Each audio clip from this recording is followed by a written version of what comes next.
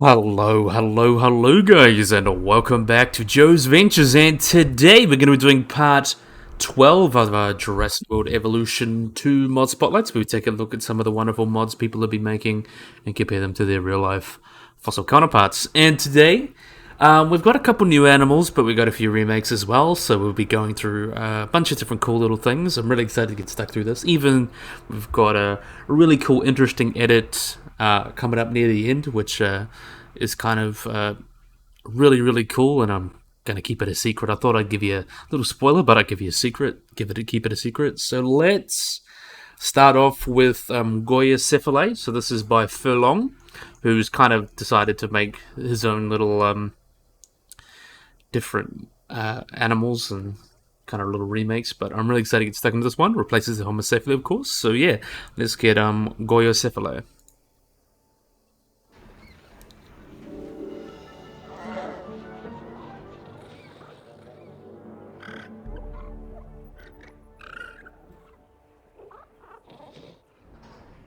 So let's get these guys and pause them so we can come down and have a look. Let's see if we can. Oh, they're a bit small, but I think we'll just go in the camera view because it's easier to look in the camera view for some of these smaller guys and the bigger guys as well. So here's Goyocephalae. So Goyocephalae, as you can see here, are a pachycephalosaur that lived in Mongolia, so that kind of area, during the late Cretaceous, about 76 million years ago. So like about, I believe, the Campanian, something like that, somewhere around there. So this guy was first described in 1982, and the most of the fossil that's known is kind of a skull, part of the forelimb and highland, and also some vertebrae in the pelvic girdle. And the species was named Goyocephalae latimori, which means basically Goyo means in Mongolian decorated, and Greek for cephalae is head, so it's decorated head. And the species name honors Owen Latimore. And as I mentioned, these guys are known for a partial skull that include the mandibles, the skull, lots of the skull as well. And these guys have a heterodont dentition, which means they have many different types of teeth, similar to other pachycephalosaurids. With these large teeth, as you can kind of see here, that looks very almost like a talons and big canine teeth, almost looks like, but they're not true canines. They've got different types of teeth that are used for different kinds of foods, because these guys are sometimes hypothesized to be omnivorous, since their teeth are almost kind of like similar to Heterodontosaurs and also Troodontids, so that's a hypothesis. And of the tail, usually only the atlas bone and the vertebrae is known, so they're not too well on that side, but their body doesn't really seem too different than other pachycephalosaurs.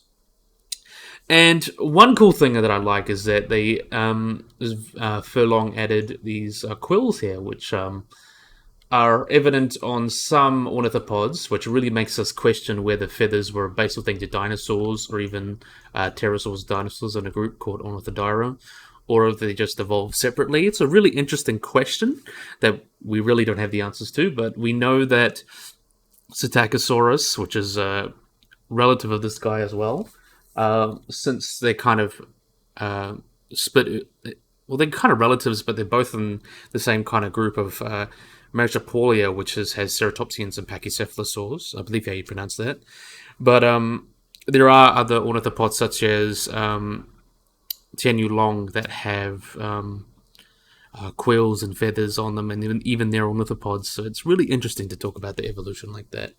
But yeah, as I mentioned, these guys, in terms of their relatedness to other animals, let's have a look at some other ones over here. Look at this wonderful guy. So, in terms of relatedness, these guys are a primitive pachycephalosaurian. So these guys are kind of more closely related to things like Homocephalae and eventually things like Pachycephalosaurus.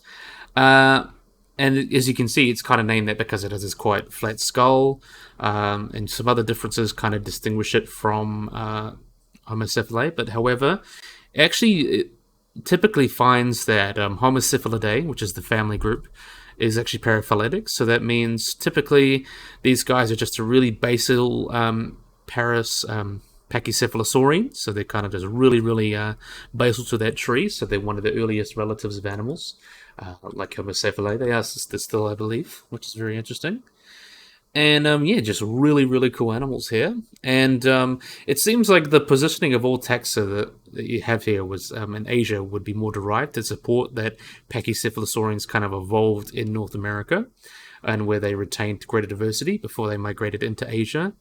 But in addition, the oldest group that belong in North America, so that shows the hypothesis that kind of Pachycephalosaurs evolved in the North America and kind of migrated into Asia. So these guys would have been descended from those early migrants. So that's also very, very interesting. Yeah, really, really nice little mod here. So we let them run off and do their thing. So that's Goyocephala.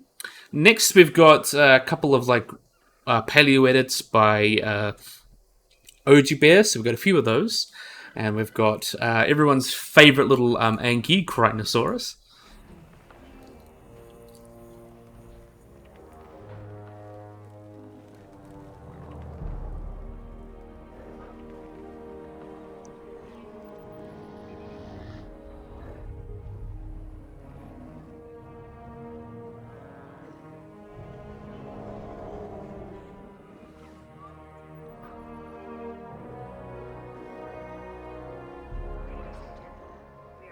So we've got our wonderful Krytnasaurus, who actually should be named. Let's see if these guys will stand like that. They're a bit small. These guys are actually should they be named Krytnapelta, I believe. But yeah, really, really nice little guys here, so we can see the differences. Not the biggest ankylosaurs, but still very, very cute.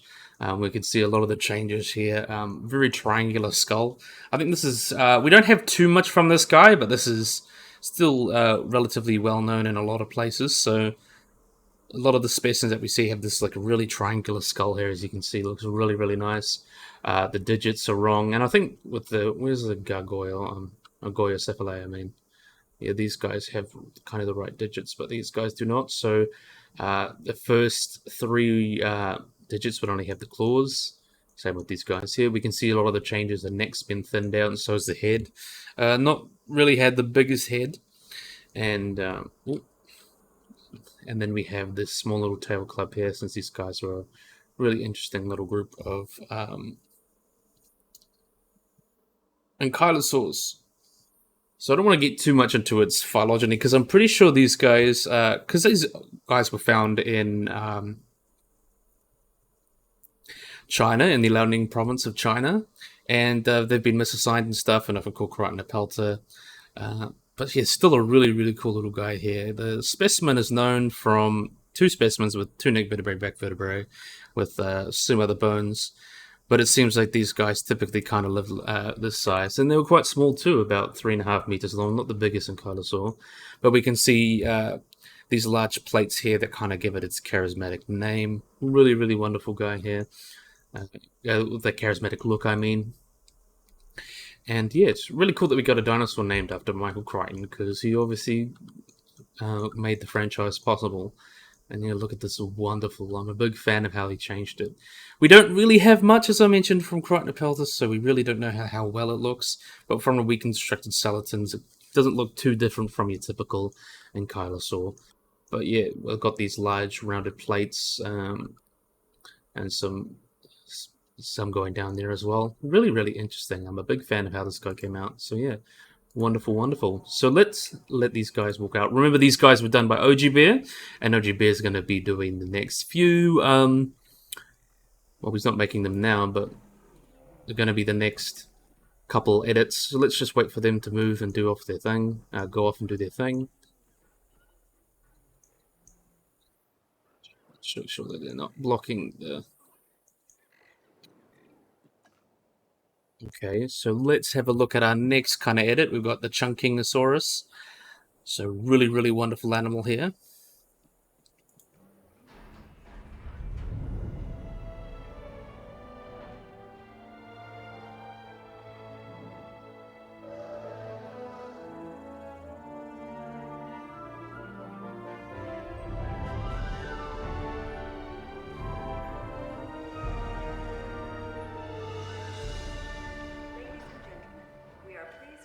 So this one will be big enough, I think, to have a look at in person. So let's have a look at these wonderful guys.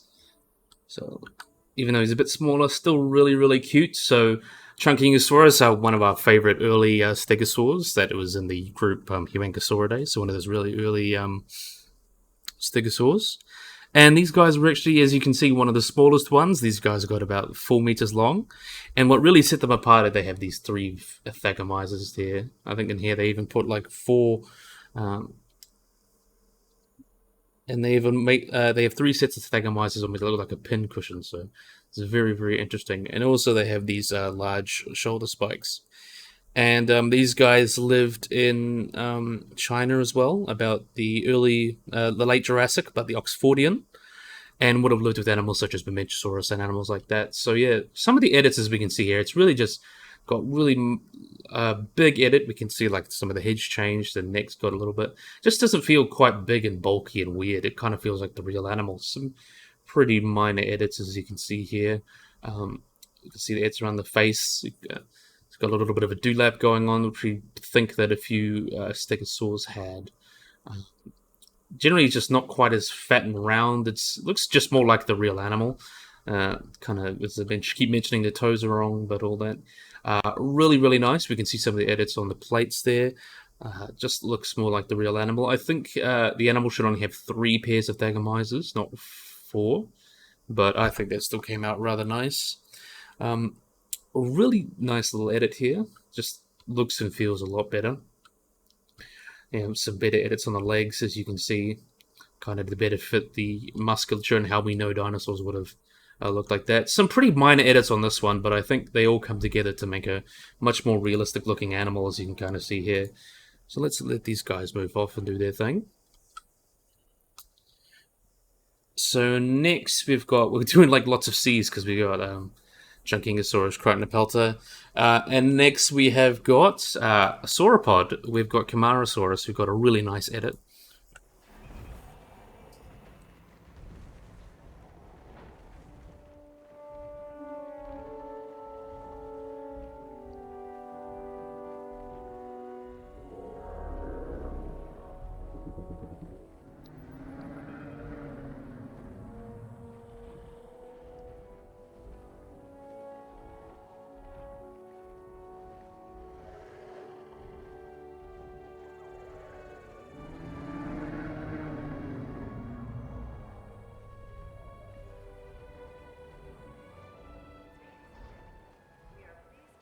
So look at this wonderful model here. So let's have a look in first person view, even though it's going to be looking up like that.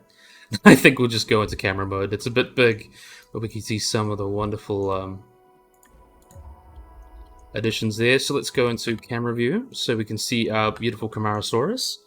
So yeah, obviously one of our favorite like mid-sized sauropods from the Morrison. We can see a lot of the changes, especially in the face, as it looks so ugly and shrink-wrapped. We've got the really interesting changes to the face. I believe this is based off Supremus, but the species aren't really too different. It's mainly just time and size that separates them, but we can see some of the changes here. We can see a lot of the soft tissues being added around the face here. The nostrils should probably be about here, but still looks nice regardless. And then we can see almost like the big lips going around because these guys had a very, very interesting shaped face. And even the potentially cornified skin hanging around there, so that's really interesting. A really interesting look to them. The neck obviously has been made much bulkier, even though it would have been quite light in life because of the air sacs going down the vertebrae. So yeah, I love how he did the shape of the head. It really makes it feel like a real animal. I just love it. And then we can see the other one here. How nice does that look? It looks wonderful. And you can see that the head's been thickened quite a bit. And then you can also see some of the changes to the body here. So kind of deep in the chest quite a bit. And we can see the front legs have been greatly thinned out because sauropods have these very thick and columnar legs. So these would have been quite look skinny, but they're quite straight to be able to take the heavy weights that these guys were. And then we can see that they kind of come in like a bit of a horseshoe there.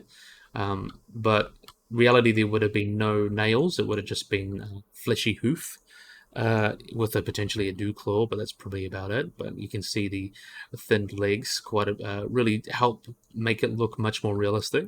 And then you also have the rounded body. I think the tail's been elongated a little bit because often the length of the tail is kind of not exaggerated.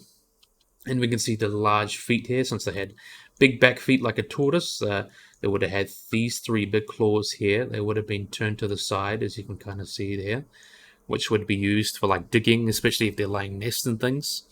But yeah, it's a really nice edit by OG Bear. OG Bear has done this one and the Chunking and the Crichton.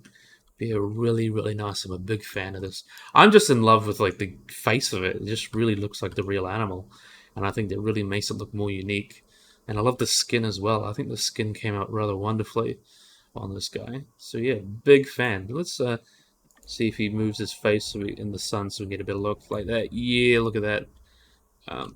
Look at that wonderful face on this one.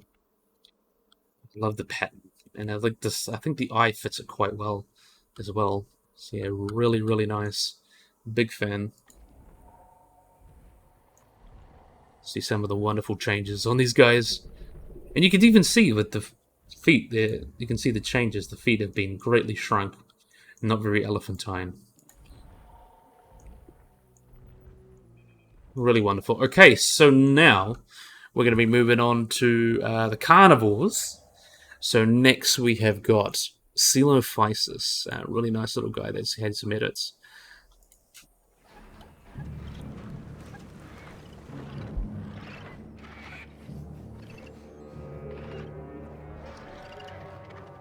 So we can see some of the changes here. So let's Coelophysis. Let's see if we can get one in the sun. There we are. There's one in the sun. And we can see a lot of the changes here. Just made much better to fit the anatomy of the real animal. We can see that the head's been changed quite a bit.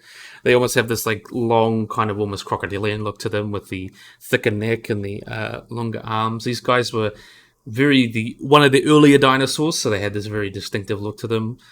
Really, really nice here. Look at these wonderful colors as well.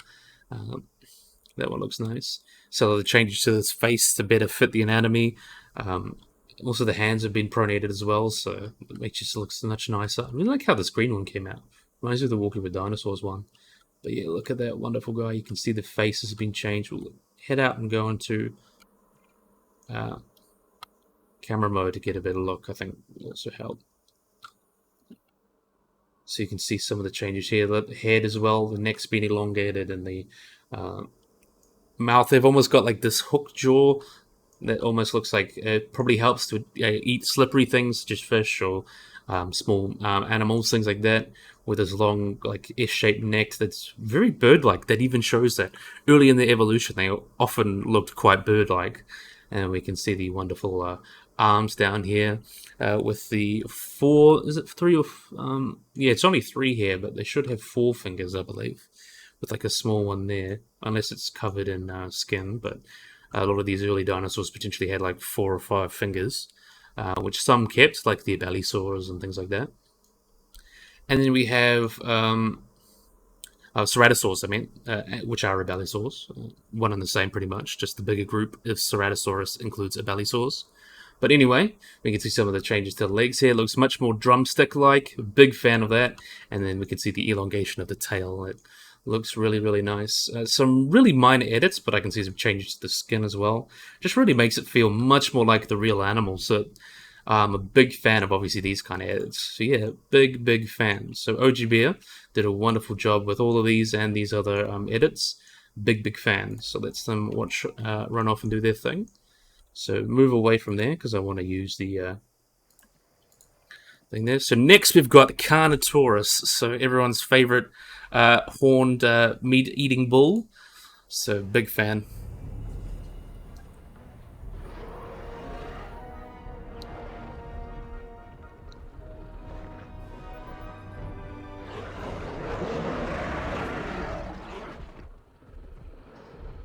And Carnotaurus itself has actually been involved in quite a few studies recently, as we'll go over as we can kind of see one in the sun there.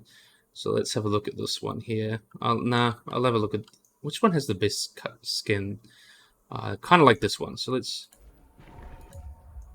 have a look at this guy here. So a lot of the changes have been made to Carnotaurus, especially with a couple papers, especially regarding its anatomy in terms of its soft tissue. So we know that the keratin extension of the horns here was actually much bigger than we thought, so potentially like 1.5 times longer. So like that's how that's really been shown in this edit. So it really does look much more like a realistic Carnotaurus. And then we can see some of the changes to the face. It's got a really most of the belly saws have this kind of like really tall and short face, almost like a pug, but nowhere near as weird and deranged. But yeah, really, really nice. We can see a lot of this soft tissue around here. I'm a big fan of how this looks. And we also have some studies that came out recently, I think just last year, on the skin of Carnotaurus that actually compared it a lot to like elephant skin, where we wouldn't have osteoderms across the skin. It was mainly just more like patchy, so lots of skin, and this would allow them to better thermoregulate or be able to control their body temperature. So comparatively quite similar to elephants. So instead of having a row of osteoderms, it would have been just randomly across the body, which would help increase that surface area. And we can see Carnotaurus was quite a lithe animal. It's been referred to as the cheetah of the Cretaceous or the Mesozoic, but I'm not sure how actually apt that description is. But they've got a very, very long limbs, as you can kind of see here, and also very small hands with these 5 fingers, as you can see here. So like 1, 2, 3, 4, 5. That should be there. Let's see if I can get it. Yeah, 1, 2, 3, 4, 5. So they got that 5-fingered hand, though it should be facing back, like back here, since these guys had very small arms, which has often been speculated actually to be displays because of all yesterdays, and even has been seen in the Planet Dinosaur, not Planet Dinosaur, Prehistoric Planet trailer, which is also really cool, but we really don't know why they had them. Potentially just to help anchor muscles. It's really interesting. It's almost parallel to Tyrannosaurs, so that's a question that always need answering, and we can see some of the changes to the feet, make them look much more bird-like, and also this elongated tail. So other than the hands and the skin, which was actually pretty recent, the game was already out by the time I think the paper was released, because that was in 2021, so somewhere around there. But yeah, really, really nice edit. I'm a big fan of how this Carnotaurus look, and I really love adding that extra keratin there, and really just makes it look like a real animal, because oftentimes when the horns are reconstructed in these animals, they forget there's a lot of keratin and stuff like that on the bones, and it makes them almost look kind of weird. So I think this really kind of helps, and I love the shape of it as well. I'm a big fan of how this guy came out. So OG Bear has really done a lot of really wonderful edits, so we'll let them run off and do their thing. So next we have got some Feilong edits. This is an edit of the Monolophosaurus from the Camp Cretaceous pack, of course. So let's have a look at these guys.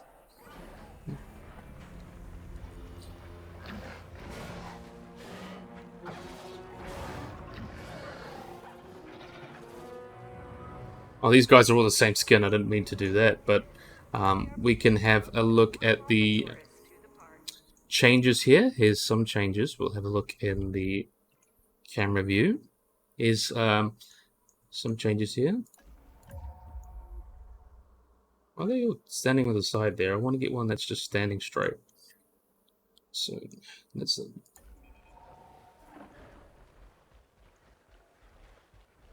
Let's see if we can get one just standing. Here's one there. So we can see some of the changes here. So kind of not quite as lithe as it was in the movie. These guys are actually quite butty. These guys are from the Middle Jurassic of China, and these guys are Tintinuran, so they're kind of more similar to something like a Dilophosaurus. Yeah, something like that. Not quite as related though.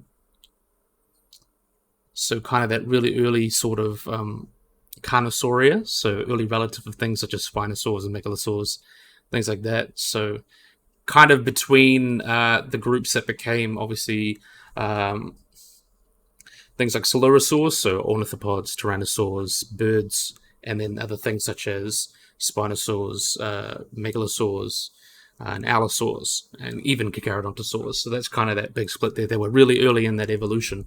And even then, they were still quite big. They're about 5 meters long, so big animal.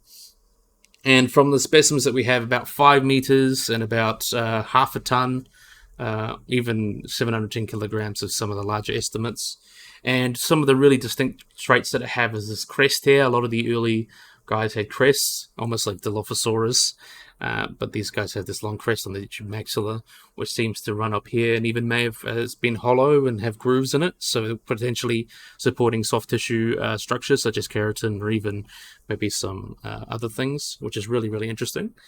Potentially supporting something that has a lot of keratin or anything just soft tissue, which would really make it look weird. Almost maybe even potentially like a wattle and stuff like that.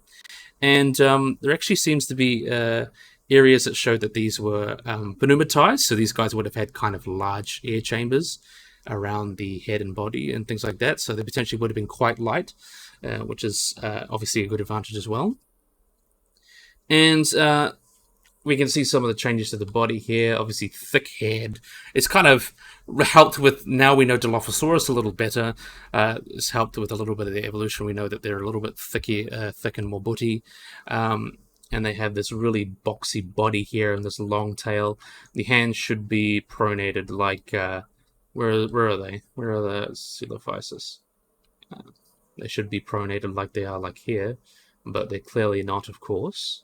But yeah, really, really wonderful. I'm a big fan of how these guys came out. Also, the ischium and stuff, the pubic bones have really been accentuated here and really given us a big belly where the gastralia would have been. And this long tail potentially could be a little bit thicker, a little bit longer, but other than that, it's pretty good. In terms of their evolution, they originally termed a megalosaur and even been suggested to be an allosaur. But these guys now are kind of considered more a basal member of Tetanuridae, so three-fingered theropods, one of the most basal members, or even Carnosauria. So this is, as I mentioned, an early relative of things such as Spinosaurus, Megalosaurus, Carnotaurus, and Allosaurus, things like that. Really, really early relatives. And we actually have a specimen that has neural spines. It's 10th and 11 neural spines fractured and fused together. So this could be from tooth marks and potentially other injuries. So yeah, I'm a big fan of how this edit came along. It really makes it look like the real animal. Just change the arms and it should be pretty spot on. So yeah, big fan. I'm a big fan. So let's let these guys run off. Next, we've got a really cool edit that I'm excited to talk about.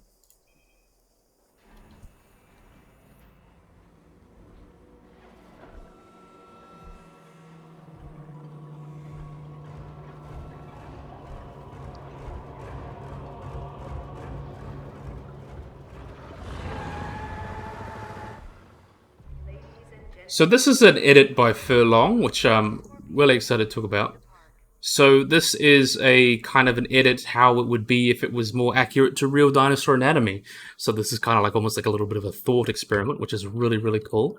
So we can see here that the head's been changed quite a bit. It's got these large lips and not that weird overbite. It's very much similar to other bellysaurs because I believe it was based off Rugops. So it's kind of those... bellysaurs, those later bellysaurs are kind of got those short, tall skulls, which kind of really base it off. And then we can see, obviously, the spikes because it's part scorpion fish as well. Some of the other changes, the hand should be properly pronated, like those guys shouldn't be pronated. Really, really nice arms here anyway. And plus you could argue, oh, that's just because of a gene editing, but we can see some of the changes here. The ischium and the pubis here is poking out there, like you know how they do on the pubic boot on the theropods, and these really, really long legs. And since it's got a bit of a raptor in it, you can see some of the changes on the feet here that look a little bit more bird-like and more raptor-like, along with these large dew claws.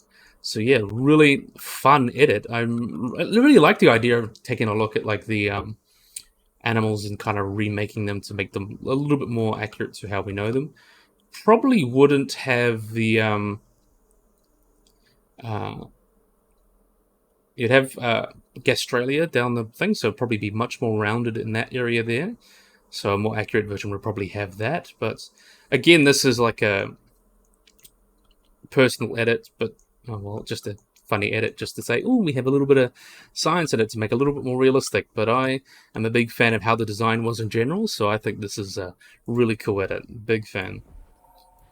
So let him walk off and do this thing. And last, and most certainly not least, we've got another edit by Feilong. So these last three were done by Feilong.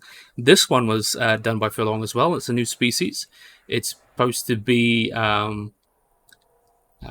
Torvosaurus gurnii. So big fan of this guy. So let's release him.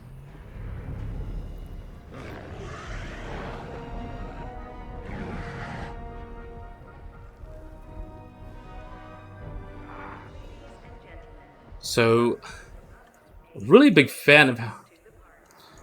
I'm actually a really big fan of how these skins came out. So let's pause here. So let's see if we can find one that's kind of standing in the sun there. Have a look at you.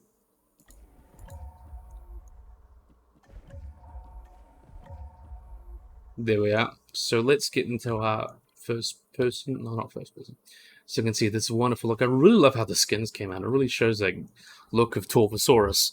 So as we know, Torvosaurus is kind of quite a famous dinosaur. This is a megalosaur, so it is a relative of Megalosaurus, but it's kind of the larger version that lived in the Middle and Late Jurassic, which lived in lots of areas across the world, including Colorado, Portugal, Germany, and potentially England, Uruguay, and Tanzania. So quite a wide range, with two species being described, the American one being Tannerii, and this one here is a Gurney, which is named after James Gurney, who is a very famous paleo artist. So I'm a big fan of how this guy came out, because Gurney is a really great artist. I'm a big fan of his work.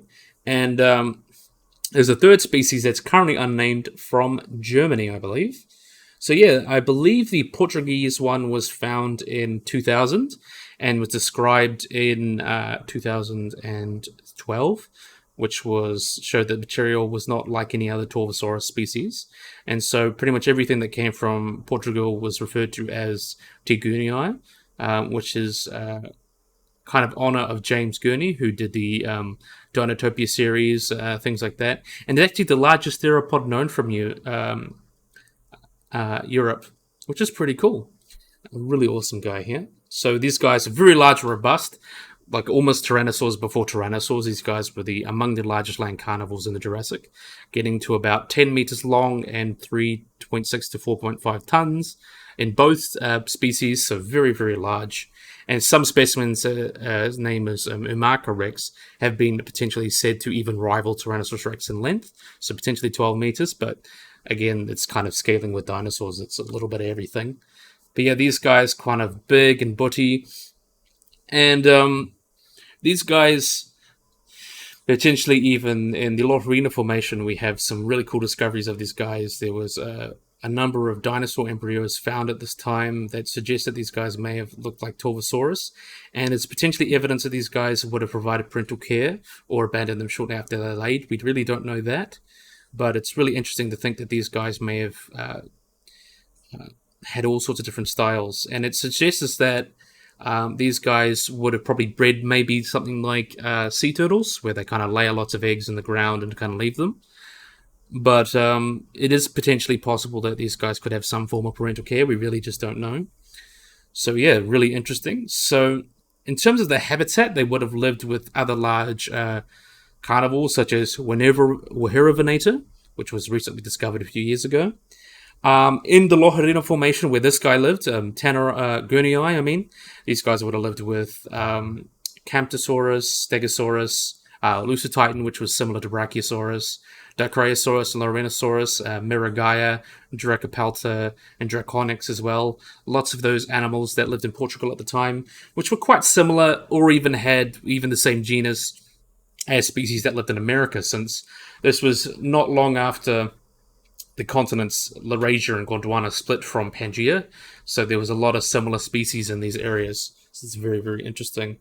And these guys at the time would also lived with Allosaurus, Ceratosaurus, and even in the United States as well, Lorenosaurus and Weheravinator and Ceratosaurus and Allosaurus also lived in Portugal. So Gurnii would have known these guys. So this would have been a lot of competition there. Similar you see in Africa with lions wild dogs, hyenas, there would have been a lot of competition for all the food sources, but they would have obviously potentially eaten different things. These guys seem to be a bit larger and buttier, so these guys may have eaten slightly larger animals or even slightly more armored animals, such as stegosaurs and ankylosaurs, versus potentially allosaurus feeding on sauropods, something like that. So there's niche partitioning that we don't exactly know, but there's reasonable speculation to be made. And yeah, I just love the skins. I love the skins on these guys. It looks so nice.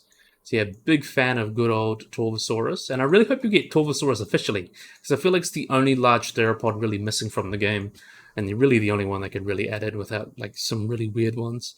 But yeah, I'm a big fan of these guys, and Feilong did a wonderful job. So pretty much all the mods today have been done by OG Bear, who did some of the wonderful edits here, especially the Camarasaurus I'm a big fan of, and then Feilong, who did the Goyocephala and also the Torvosaurus and other things like that, and the Scorpius Rex. So yeah, I think this would be, since we've done that, a great place to end today. So I really, really, really hope you guys enjoyed this video. I hope you guys like and subscribe.